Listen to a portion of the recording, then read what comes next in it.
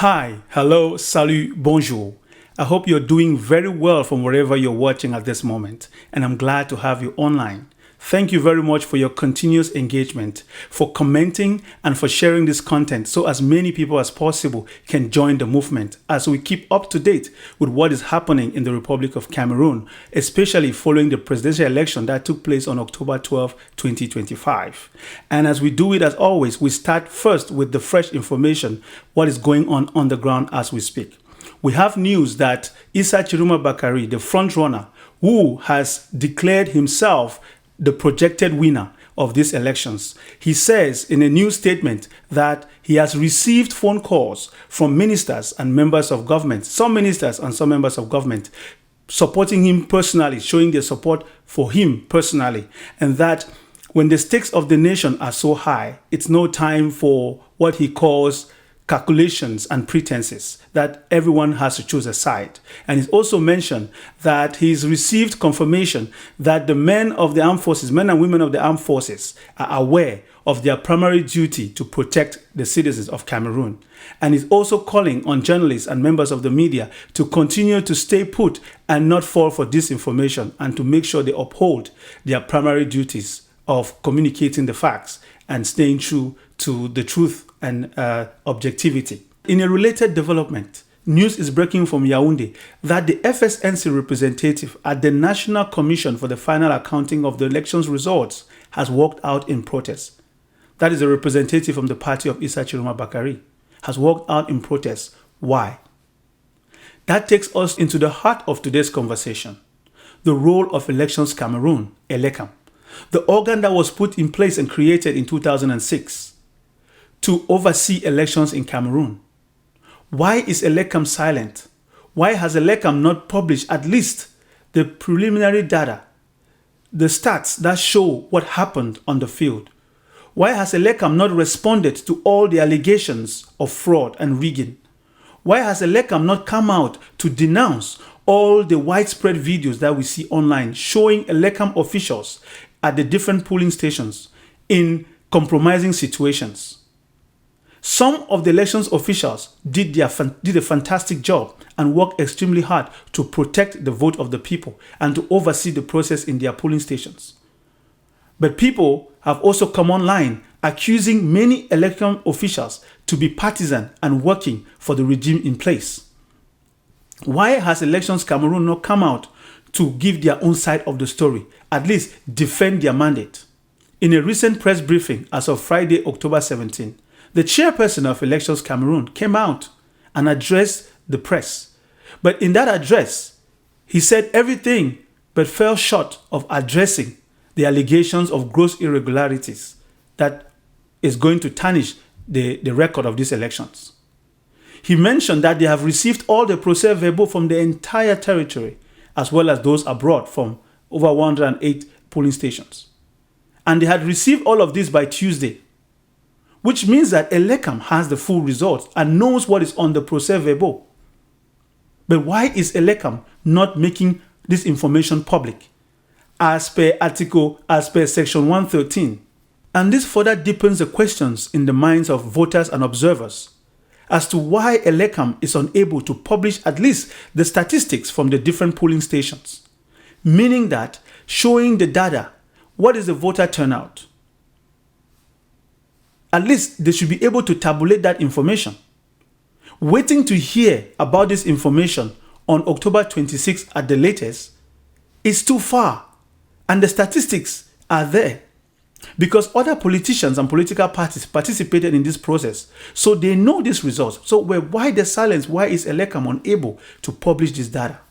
Because all these allegations that have been leveled on Elecam, one would think that at least Elecam can communicate and come out officially to defend its record and its mandate. It wasn't enough to hear the chairperson of the commission say Elecam is an independent organization, say Elecam is doing its job, Elecam did this, Elecam did that, but fell short of addressing the allegations that some officials, observers from different political parties, especially the FSNC, says they could not access so many polling stations because they were blocked on the basis of not having an accreditation. which again, that is not what the law says, because the law even specifies in section 56 of the Electoral Code that if the political party does not send a representative at the polling stations at the time when the voting has to start, the president or the chairman of that commission at the time has to record his remarks and indicate his or her remarks and indicate that they are going to call a few members from the register in that polling station to join the observatory commission. Which means any Cameroonian registered in that polling station who can read and write English and French can be called to be a representative of the said political party that did not send a representative at this polling station. That is the law. And that debunks any theory for anyone saying out there, especially as we've heard some very renowned ministers from the regime in place come out to say they are the only ones that have the PVs, the procès-verbaux. They are the only ones deployed on the territory to have the records of the voting as soon as the election counting is over. That debunks that theory.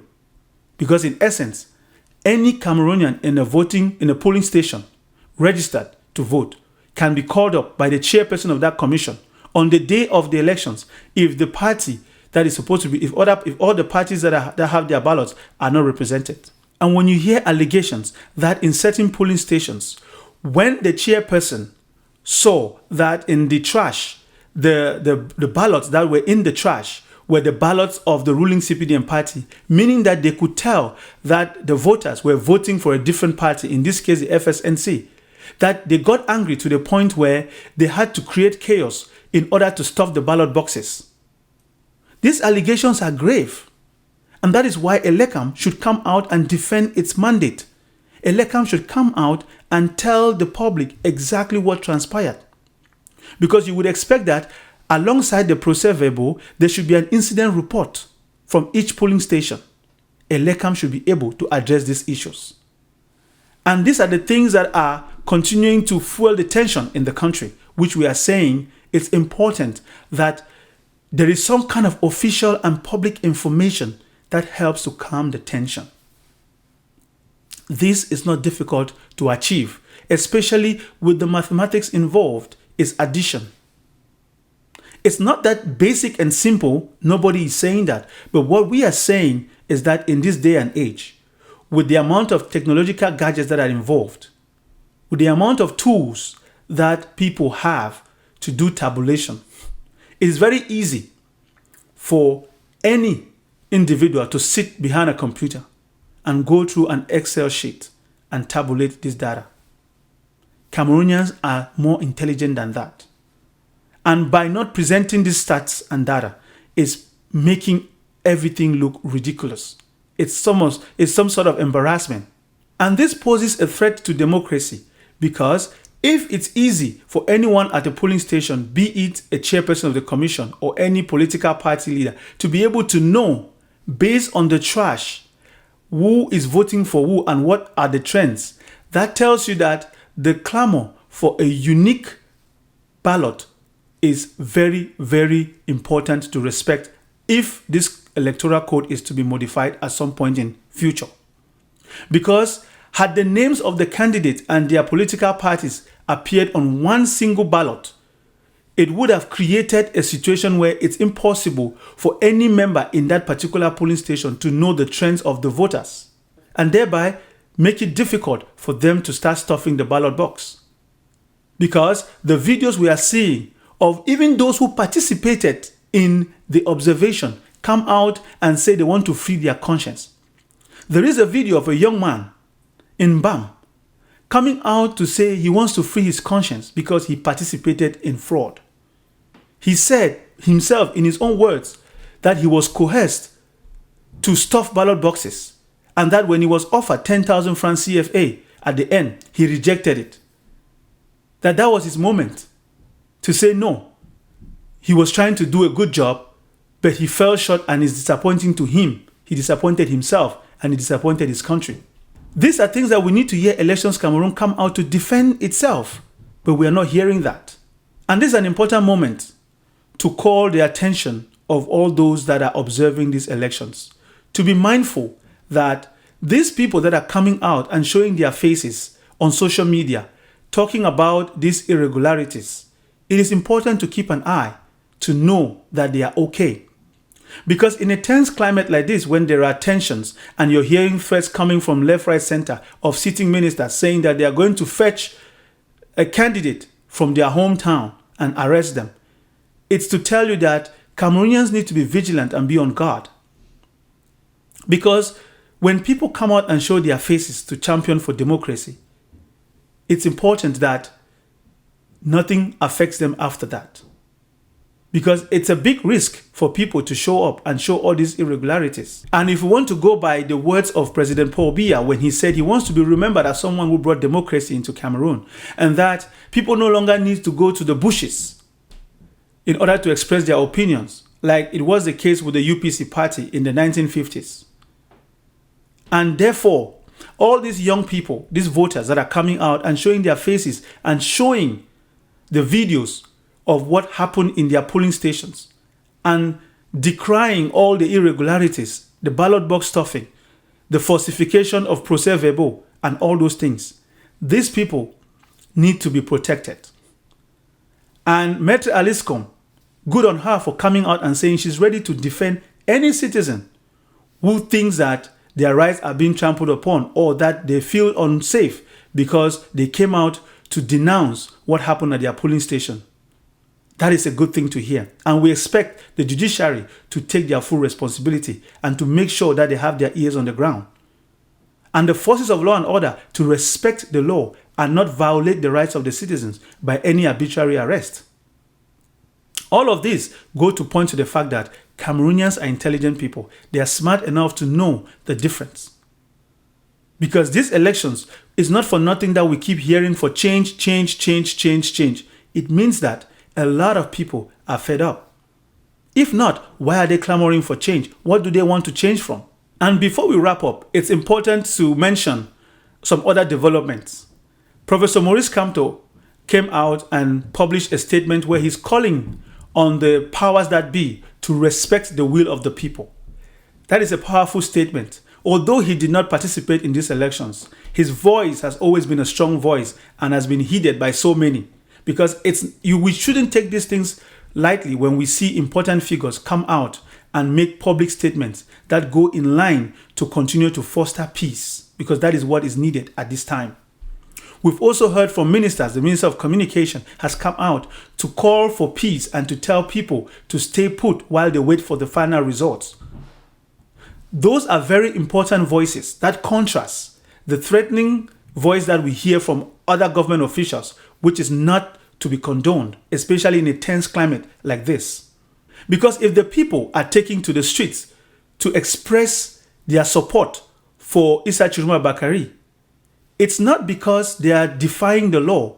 It's because if we want to take the same analogy of the Minister of Territorial Administration, Paul Atanganji, during a press conference when he said that the football match pitting Coton Sport de Garoua and Real de Madrid, what do you expect the results to be?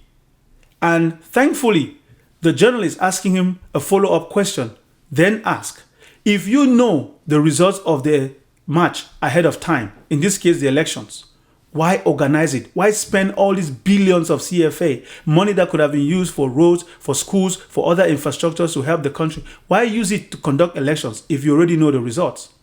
That is on tape. That statement is on tape, coming from a top-ranking official. And if we have to use that analogy, it means that if you play the game, and in this case, Coton Sport de Garoua is leading based on what the supporters and the voters are saying, then they have every right to be chanting, because what do the fans do when your team scores a goal? When your team scores a goal, you chant, you jubilate, you chant. And that is probably what is happening. And might I remind you that even in the analogy of soccer, in football, we've seen smaller teams beat very established teams. It happens every day. And guess what? What if the team is playing on home soil? Because in this case, Coton Sport de Garoua is in Garoua, in Cameroon. Real de Madrid is in Spain, in Madrid. Therefore, if the game is being played in Cameroon and being played maybe in Garoua in this instance, on home turf, and then you have fan-based support, the people, imagine what can happen. Cameroon did it against Argentina in the 90s. And the rest is history. You know that story. So it's not about a matter of favorite and outsider. In this case, if Issa Tchiroma Bakary is the outsider and the people say the outsider won or the outsider is leading, not proclaiming the results, but talking about the trends based on the counting, based on the public result that came from the different polling stations, then that should be enough grounds for Elecam to come out and at least be direct and open to present who is leading the counts. Because that, when people hear that information, it's comforting to know that there is no rigging that's taking place behind the scenes. Because what is putting people on edge is because they don't know what's happening in Yaoundé as we speak. Because once the results get into Yaoundé, Yaoundé is a very guarded city.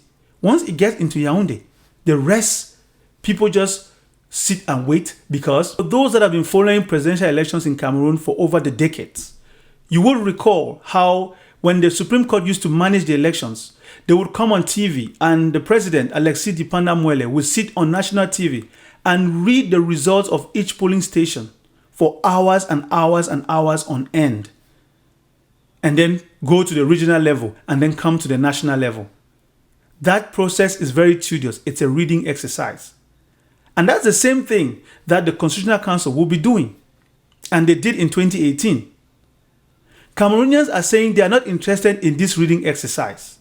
They want to know who is the projected winner based on the tally sheets, based on the procès-verbal right here, right now in the possession of Elecam and in the hands of the various political parties. Because if you say that only the procès-verbal from Elections Cameroon is valid at the Constitutional Council for any petition, then it means that Elections Cameroon should be able to show to the world what is on their procès-verbal right now.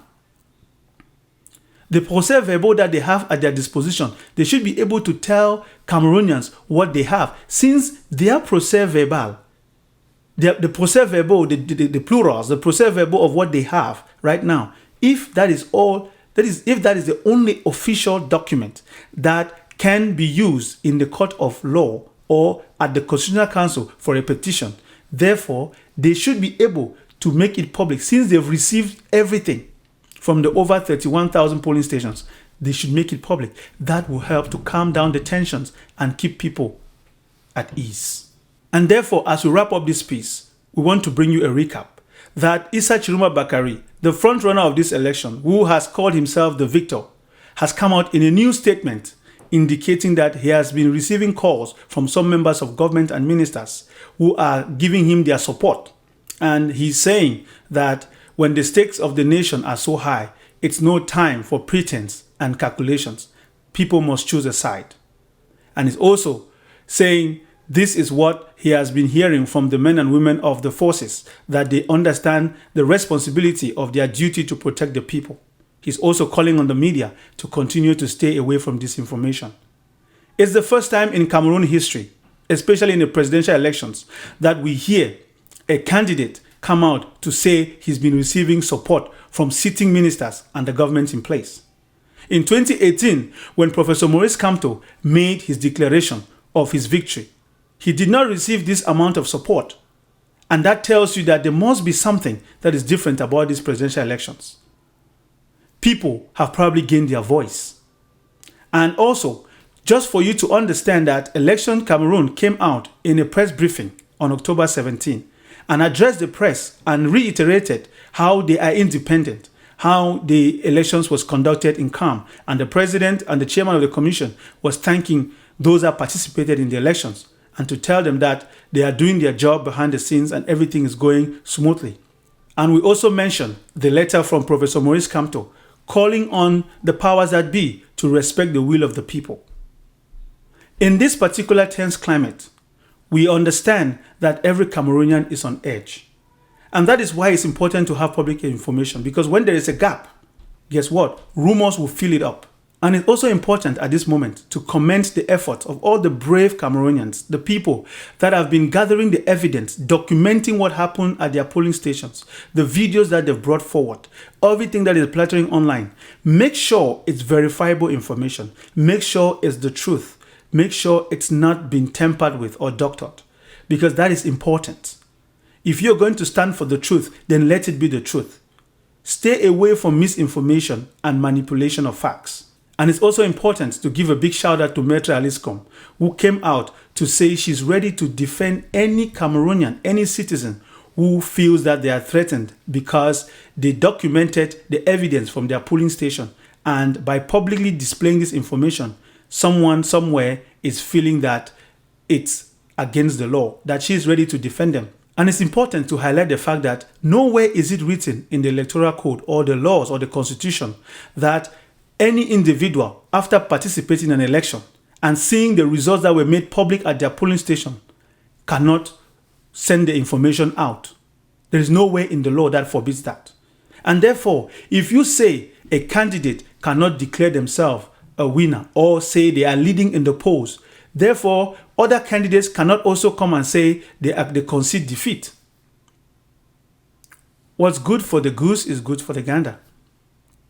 And that is exactly what the situation is on ground. And that also explains why observers are very critical of the role of Cabral Libi, Joshua Ossi, Patricia Tomaino Ndamdoya, and all the others that participated in these elections, and why they haven't come out as a block to say exactly what transpired. It's easy to say there were gross irregularities and they've petitioned the Constitutional Council, but it's more important to say exactly what happened based on the trends of the counting and the documents they have in their keeping. Because failure to do so only helps to weaken their credibility in the eyes of the electorate. Because this is not the only elections, there will be more. Because a divided nation cannot stand. If they are sitting on the truth, that shows Issa Tchiroma Bakary was the choice of the people and are not speaking up, it will weaken their credibility gravely when the final results come out. But if they also know the truth is that the people chose to continue the regime of President Paul Biya for over 43 years, and they are also not saying it, just like the candidate of FDC came out and said he supports the victory of President Paul Biya. And that is why Irami Yodi was quick on his feet to say no. He being the representative of that party who went to these elections, that is not what he saw on the field. And therefore, he withdrew himself completely from the party and decided not to support that move. And therefore, if these allegations against Elecam and the electoral process turned out to be true, it will really weaken the credibility of this institution in the eyes of the people. Because we should recall that fraud is not just a clerical mistake or a technical glitch. It is a deliberate attempt to undermine the sovereignty of the people. And in such instances, evidence matters, the law matters, the vigilance of the people matters. And by so doing, Elecam should defend its mandate. Showing the numbers would be a starting point. You are backed by Section 113. You're not breaking the law. Opposition leaders, you have the truth. You should be able to speak your truth. The people, stay vigilant, stay alert, and stay calm and peaceful. There is no need to go about breaking places, burning down any edifice or infrastructure, because you would need it. If you say your candidate, Issa Tchiroma Bakary, has won the elections, you would need it in order to govern.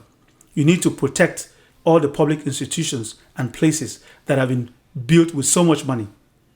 And in all things, we believe that the truth will prevail. If you believe the wind of change have come to your doorsteps, it will not miss you. History tells us that. And in all things, we believe that Cameroonians should find their voice and should continue to join the conversation from wherever you are, home and abroad.